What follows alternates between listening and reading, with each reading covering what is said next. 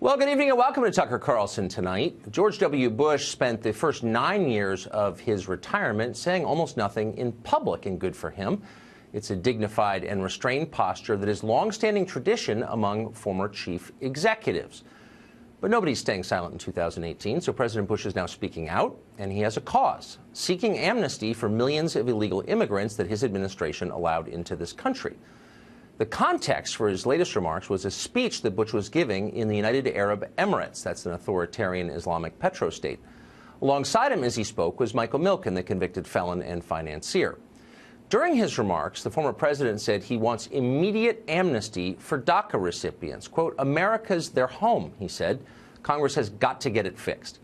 Bush explained that we must give citizenship to illegal immigrants as a reward for providing low-wage labor to companies who don't feel like paying American wages. Quote, there are people willing to do jobs that Americans won't do, the former president said. We ought to say thank you and welcome them.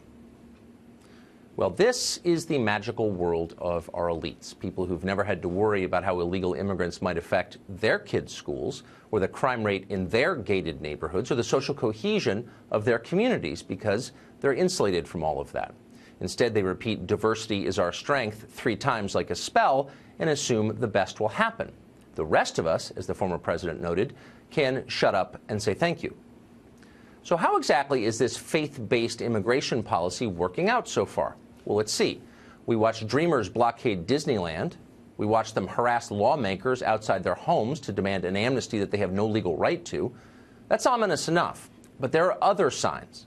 Here's one.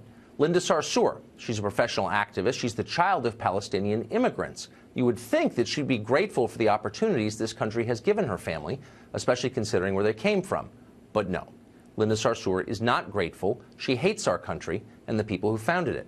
During a demonstration yesterday in Washington, Sarsours denounced America and then went on to attack Senate Minority Leader Chuck Schumer for the color of his skin. Watch this. I'm talking to Chuck Schumer, who's also from Brooklyn. I'm tired of white men negotiating on the backs of people of color and communities like ours. But I also remember that I live in a country that was founded on the extermination of indigenous people.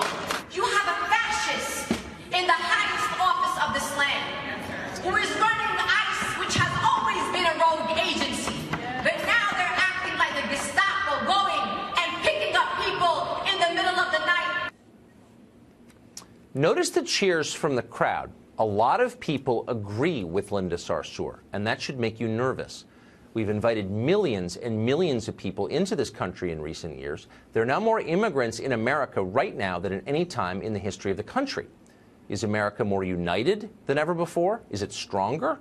Please. It's just the opposite, and everyone knows it. Maybe that's because our elites welcome immigrants by telling them how horrible America is and how bigoted its native population. Our immigrants believe that. Why wouldn't they? It's not their fault. It's ours. We're creating a lot of Linda Sarsours. This is a recipe for civil war. Diverse countries need a reason to stick together. They don't do it organically. Our elites ought to be staying up late, night after night, every night, trying to figure out what that reason is. Why should we hang together? A shared language, a shared culture, a shared set of core beliefs? Pick one. Our ruling class rejects all of those. Just shut up and say thank you. That's their answer. It won't end well. Ivan Sanchez is a Democratic congressional candidate in Texas for the 7th District there, and he joins us tonight. Mr. Sanchez, thanks for coming on. Thank you so much, Mr. Tucker, for allowing us to practice democracy and allowing the other side of the aisle to say a few words. Oh, amen. We do every night, and I believe in that with total sincerity. I want to hear people I disagree with. That's right, the American dream. Thank you. But maybe we'll agree on this.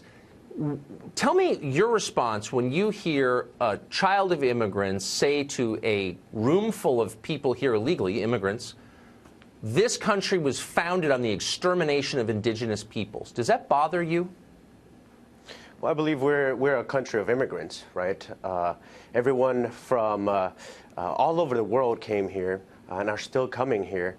But we did, in a sense, force ourselves in to create now the greatest country that the world has ever seen.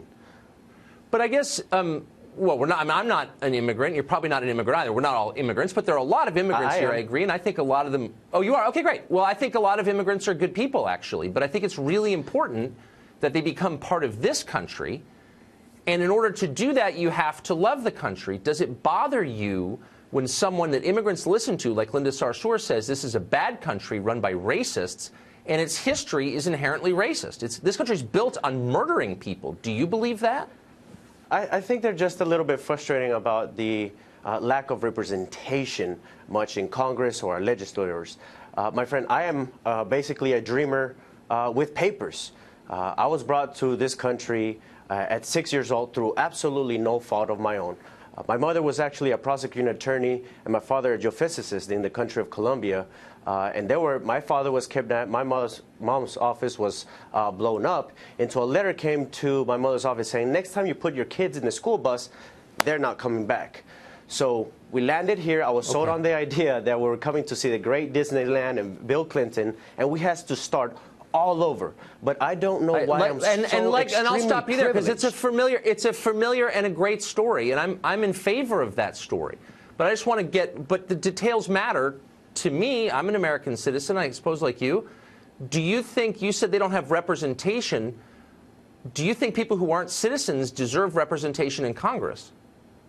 I think they're humans, and everybody deserves the respect and dignity definitely. I have no idea why. That wasn't my question. So privileged to be to have that paper. Do people who are not American citizens deserve to be represented in the Congress of the United States? You suggested they were. They deserve a voice. This clear. They deserve a voice.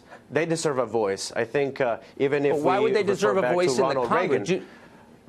Even if I'm not asking Reagan. He's not here. Okay, hold on. I'm just asking you. So people who are not American citizens deserve to be heard in the Congress. Does that include people living in Namibia or Norway or Iceland? I mean, does the world deserve a voice in Congress? Because our understanding was, the American understanding was Congress is for American citizens. That's what our democracy is. Yeah, the people that are definitely contributing to our society and live in our neighborhoods definitely do deserve a voice.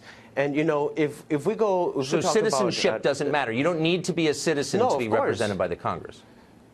No. Of course you do. But there's people that have been living here for longer times than I have. And pay taxes and take their kids to school and contribute to society. And literally, look, I'm not attacking him. It's just that if you're going to have a country, you got to figure out what it means to be a citizen. The number one country in the world. That's what we want to do. This country provided us opportunity. How beautiful is that? We want to make sure that this country will progress. We want to stay the number one in the world, right? And there's China. I believe that, and that's why. And Russia, I want that too. Which is wait, slow down. I'm not going to let you give your speech because I probably agree with a lot of it. I want to remain number one too. That's why I want to ask you these two questions. Before we, as Americans, let people become citizens and vote in our elections and get represented in that Congress, should we ask them to agree with what's in the Constitution and speak English? Yeah, the thing is that the last immigration policy we had is older than the internet or computers. It's very outdated. If you want to legally immigrate from Mexico or from India, the wait is 25 years old. We're almost out of time, so I'm really going to press you, Ivan. Hold on. I want to press you to answer my question, which is, should we ask that immigrants, before they become citizens, speak English well and agree with the Constitution? I agree that they need to learn the language like I have, right? Yes. And, of course, follow the law. But at times, just like my mother, right? She came here to the United States all of a sudden. A lot of people cannot wait 25 years to immigrate. So their life depends on it. They don't want to wait 25 years, but it's not really up to them. Is it up to them? If your family is under... Yeah, they can't. If their family's life is endangered, would you wait? Oh, but people's lives are in danger around the world, and I feel sorry for them. But why does that mean they have a right to live in my country? Well, the country was found on immigration, and no, it wasn't. Actually, I mean, let's have a. It wasn't founded as a haven for the rest of the world. Whatever the poem says, that's not true. So, but I'm just saying, where did they get that right? Why do they have a right to move here if their lives are in danger? Well, we're the most caring nation in the world, right? We have asylum, and that's one of the ways that I came. And this is not about even deporting these people would hurt our economy significantly. I mean, only deporting the dreamers, we would. spend about $60 billion. That's outside the look. That's a whole nother debate tonight, and I don't know if you're prepared for that. But thanks a lot for coming on. I appreciate it. Thank you. Thank you for having me.